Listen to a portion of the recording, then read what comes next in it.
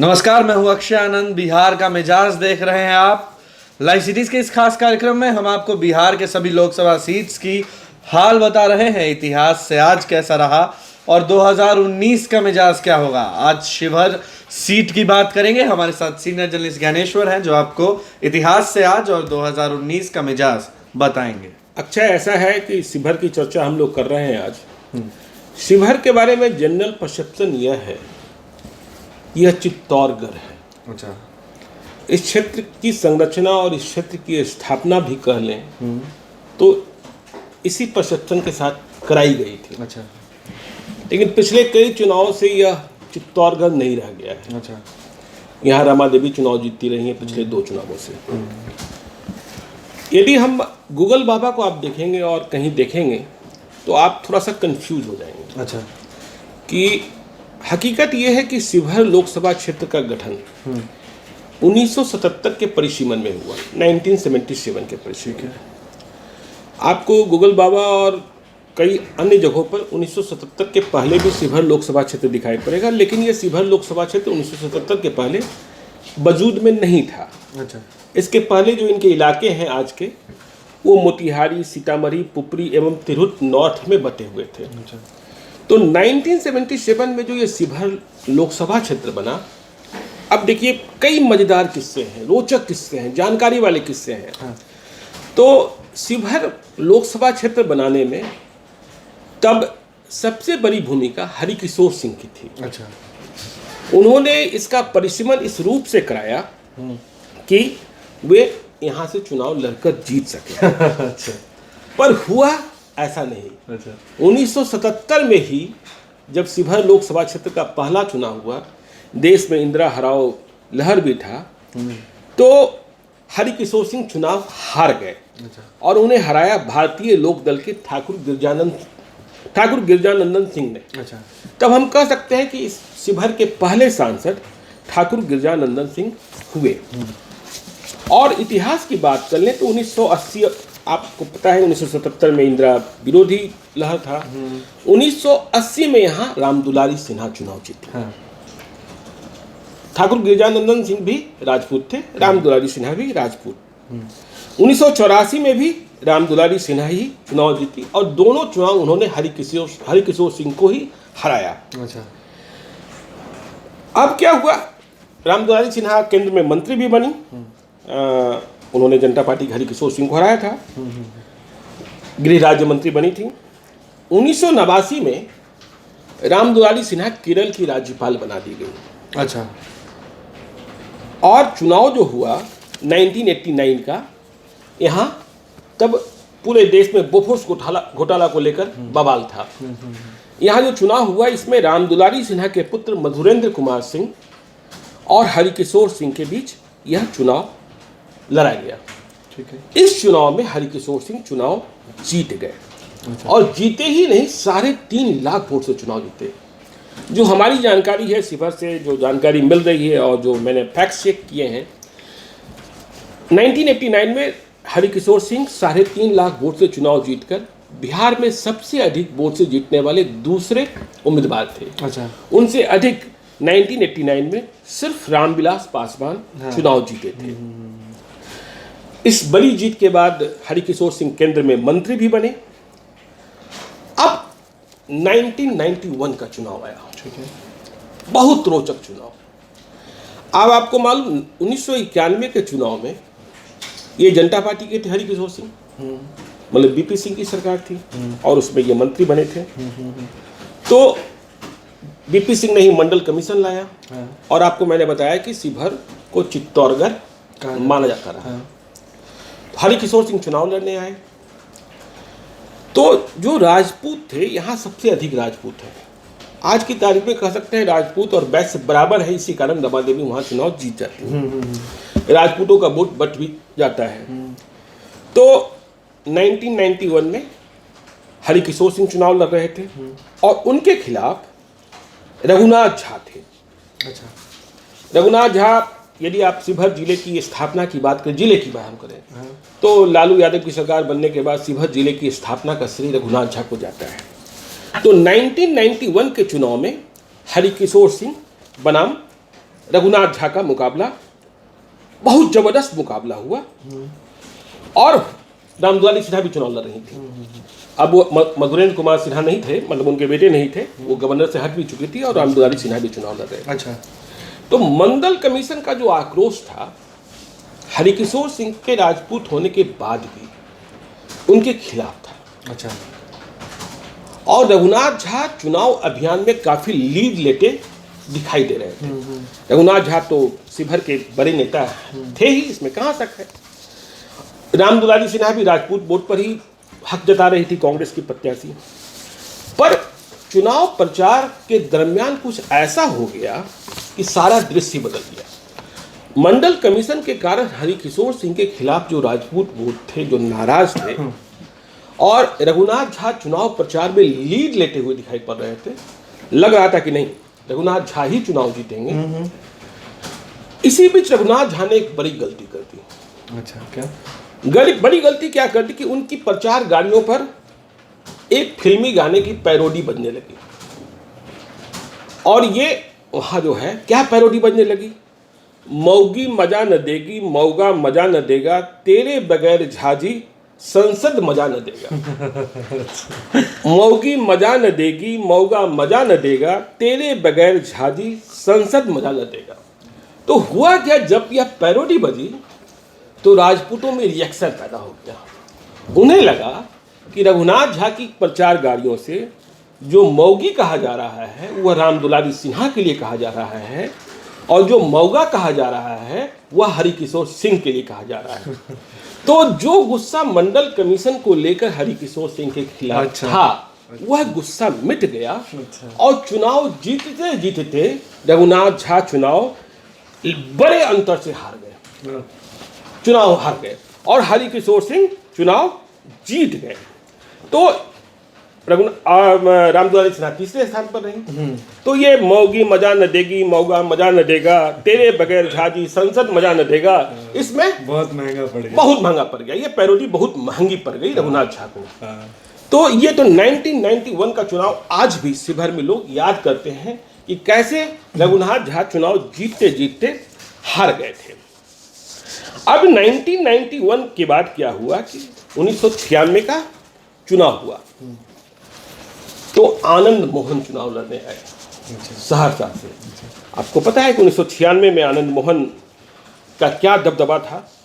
हाँ, लेकिन वो समता पार्टी से चुनाव लड़ रहे थे, बिहार पीपुल्स पार्टी नहीं, समता पार्टी से चुनाव लड़ रहे थे।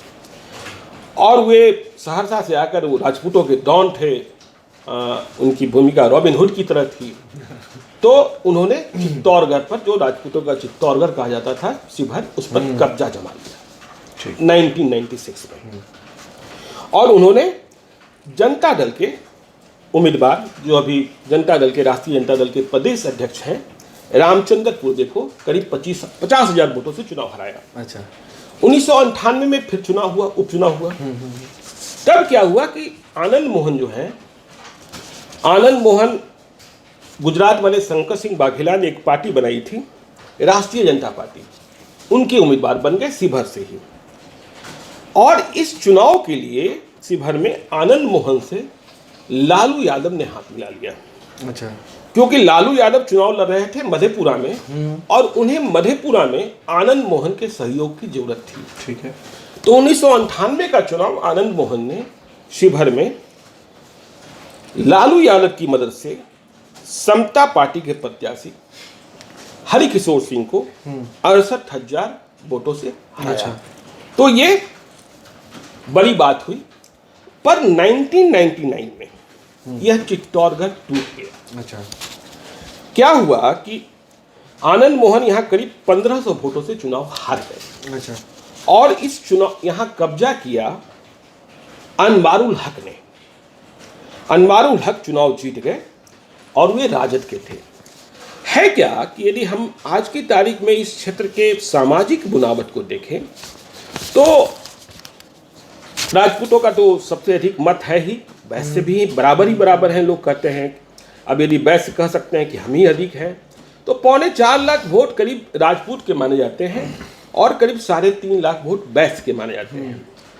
तो इसके अलावा मुस्लिम लगभग 1,80,000 हैं, यादव 1 लाख हैं, कुशवाहा 70,000 हैं एवं दलित लगभग 2.25 लाख हैं।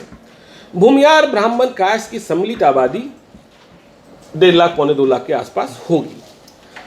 और शिवहर के जो 6 विधानसभा क्षेत्र हैं वो हैं मधुबन, चिरैया, ढाका, शिवहर, रीगा और बेलसंड। तो जाति की आबादी आपने समझ ही ली। तो सबसे इसमें सिर्फ ढाका एक ऐसा विधानसभा क्षेत्र है जहां सर्वाधिक मुस्लिम हैं और दूसरे नंबर पर वैश्य और तीसरे नंबर पर राजपूत हैं।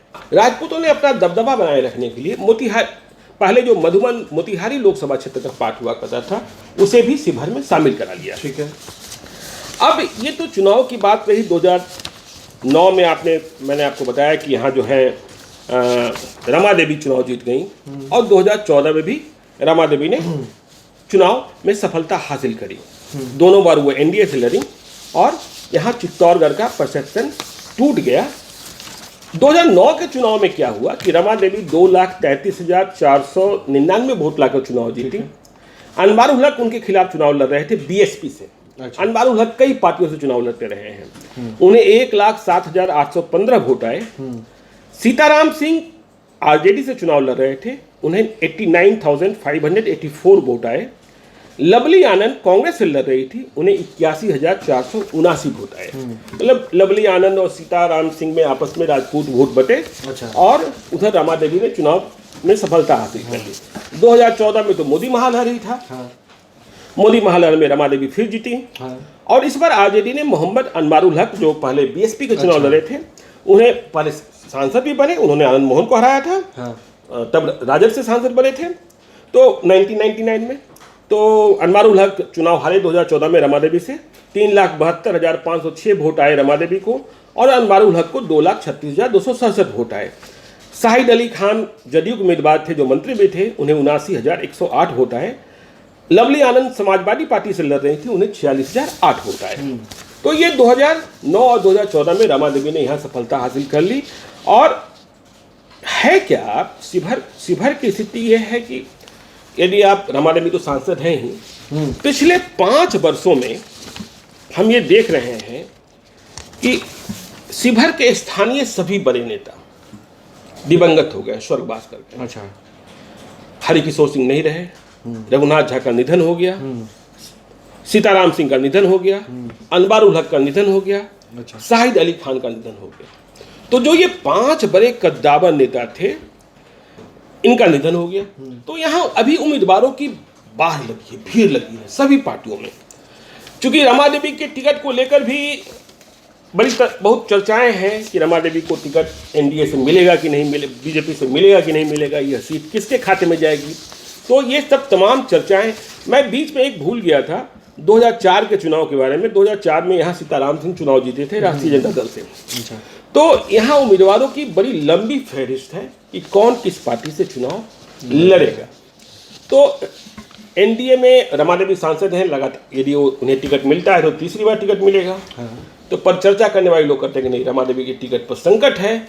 यह भी कहने वाले कह रहे हैं कि यह सीट जदयू के खाते में जा सकती है। अच्छा। तो सवाल यह भी पैदा होता है कि भाजपा महिला उम्मीदवार को चुनाव लड़ाएगा तो किसे लड़ाएगा। ठीक है। एक बांका में पुतुल सिंह की चर्चा हो रही है, पिछला बार उन्होंने चुनाव लड़ा था। पर यहाँ उम्मीदवारों की भीड़ लगी हुई है।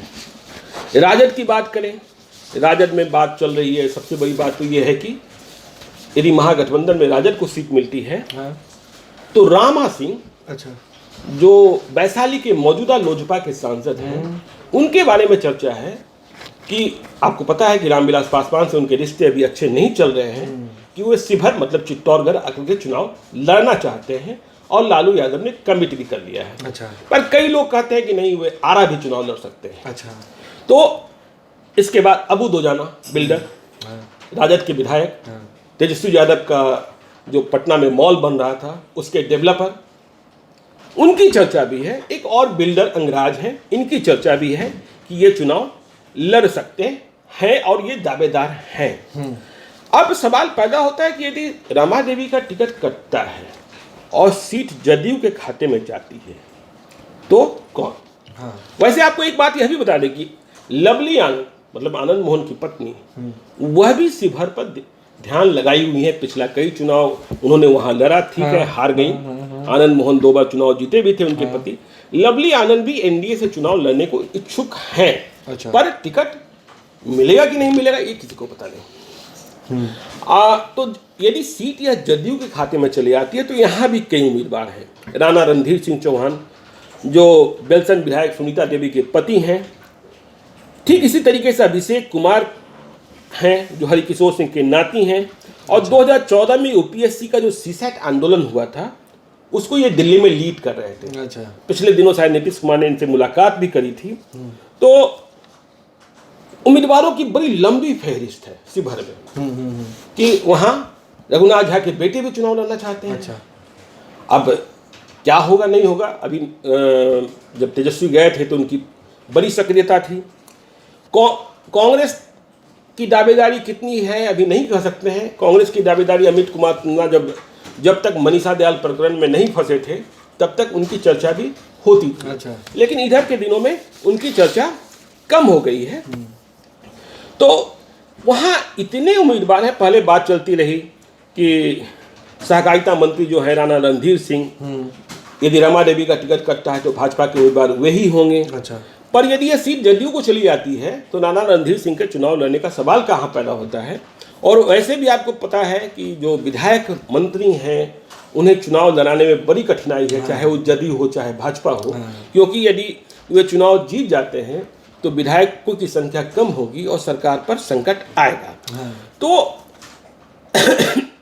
ये जो स्थिति है, ये शिवहर की स्थिति, मतलब शिवहर में चित्तौड़गढ़ जो शिवहर को कहा जाता है, यह देखना होगा कि 2019 में यह चित्तौड़गढ़ कहलाता है या फिर रमा देवी या फिर कोई और समीकरण यहाँ काम कर जाता है।